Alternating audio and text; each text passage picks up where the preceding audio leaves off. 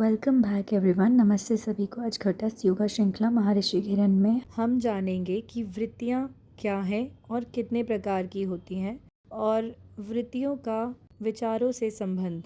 स्वामी निरंजनानंद सरस्वती द्वारा वृत्तियों के बारे में कहा गया है कि यह तरह तरह की प्रवृत्तियों या फिर मनोशारीरिक झुकावों को बताता है, जिससे हमारा मन तरह तरह की भावनाओं और संवेदनाओं को एक्सप्रेस कर पाता है और हमारे संस्कारों द्वारा हमारी वृत्तियाँ उत्पन्न होती हैं हमारे मनस क्षेत्र पर, और ये वृत्तियाँ कलेक्टिवली उस संस्कार का प्रतिनिधित्व करती हैं और इसी वजह से हम सभी एक दूसरे से भिन्न बनते हैं। हम सभी का बेसिक नेचर समान होता है, लेकिन इन वृत्तियों के तरह तरह के एक्सप्रेशन की वजह से हम सब भिन्न भिन्न व्यवहार के दिखाई देते हैं।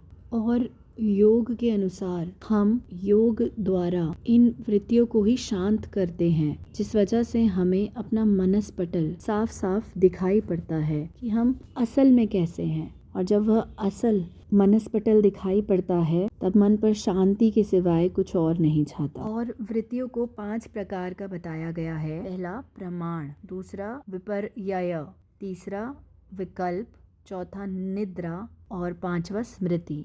थोड़ा सा प्रमाण वृत्ति के बारे में समझते हैं। इसका अर्थ होता है माप, मेजरमेंट। मतलब जब हम किसी चीज़ का प्रत्यक्ष अनुभव करते हैं, जैसे इसे ऐसे समझ सकते हैं कि जब हम किसी चीज़ के बारे में अनुमान लगाते हैं या फिर हम उस चीज़ के बारे में कहीं विवरण सुनते हैं, तो जब उस चीज़ का हम अनुभव करते हैं तब वह सुनी गई बात या फिर अनुमान लगाई गई बात गलत साबित नहीं होती, तब उसे प्रमाण वृत्ति कहा जाता है। अब विपर्यय प्रवृत्ति के बारे में समझते हैं। तो यह प्रमाण का विपरीत है। इसमें हम जब किसी चीज़ के बारे में सुनते हैं, समझते हैं या फिर अनुमान लगाते हैं, लेकिन उसका अनुभव करते हैं तो वह गलत साबित हो जाती है। विकल्प वृत्ति ना ही प्रमाण वृत्ति है, ना ही विपर्यय वृत्ति है। ना ही इसमें वास्तविक अनुभव चाहिए, ना ही इसमें अनुमान लगाएंगे। यह मानसिक स्तर पर शब्दों और विचारों से मिलकर बनती है। निद्रा वृत्ति ना ही जागृत होती है और ना ही यह स्वप्न की अवस्था होती है। निद्रा वृत्ति हमारी चेतना की वह गहरी और अज्ञानतापूर्ण अवस्था है, जो कि काफ़ी विश्रामदायक होती है पर अज्ञान से परिपूर्ण होती है, जहाँ पर मन की चंचलता तो कम हो जाती है और शरीर और मन को आराम मिलता है, लेकिन इसमें ज्ञान का अभाव होता है। वह ज्ञान को ही गहरी नींद से जोड़ा गया है, पर योग निद्रा के अभ्यास से हम इसे सचेतन रूप से अनुभव कर सकते हैं। स्मृति वृत्ति हमारे मनस पटल पर उत्पन्न होती है हमारे पूर्व में किए हुए अनुभवों की वजह से।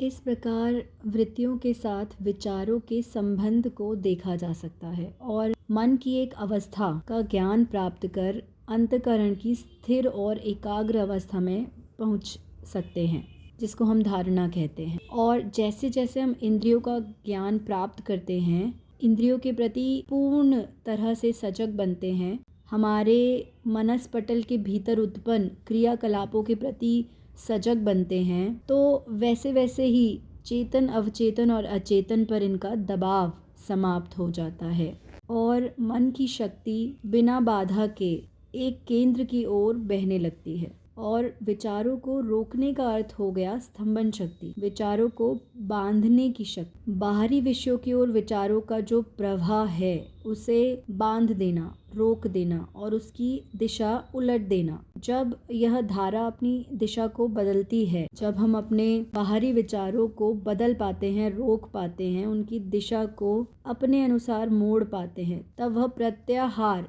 यानी कि अंतर्मुखता की अवस्था कहलाती है। प्रत्याहार तक पहुंचना कठिन ज़रूर है, परंतु जब प्रत्याहार के अभ्यास से इंद्रियां कंट्रोल में आ जाती हैं, तब मन खुद से ही नियंत्रण में आ जाता है और इच्छाएं ही दुख का कारण है। यदि इच्छाएं ही वश में रहेंगी तब दुख कैसा। और इस तरह से प्रत्याहार दुख के कारण का पूरी तरीके से नाश करता है और उसके बाद मन को उच्च साधना में लगाया जा सकता है।